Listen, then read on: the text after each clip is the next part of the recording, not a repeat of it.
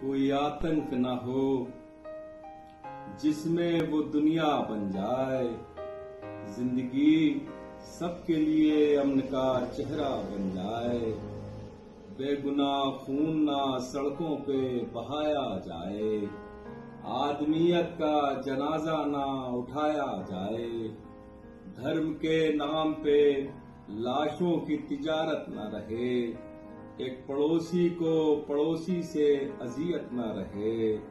اس سیاست کو ڈبونے کا جتن کر ڈالیں، دل کے زخموں کو حقیقت میں چمن کر ڈالیں، اس سیاست کو ڈبونے کا جتن کر ڈالیں، دل کے زخموں کو حقیقت میں چمن کر ڈالیں، پیار اتنا کریں قاتل بھی مسیحا بن جائے، زندگی سب کے لیے امن کا چہرہ بن جائے۔ خواتین و حضرات، میرے دوستوں،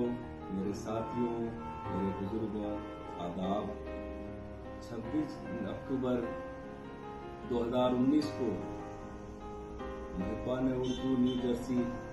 ایک عالمی مشاعرہ منعقد کرنے جا رہی ہے۔ میری آپ سے گزارش ہے کہ پیام امن کے اس جشن میں آپ ضرور تشریف لائیں،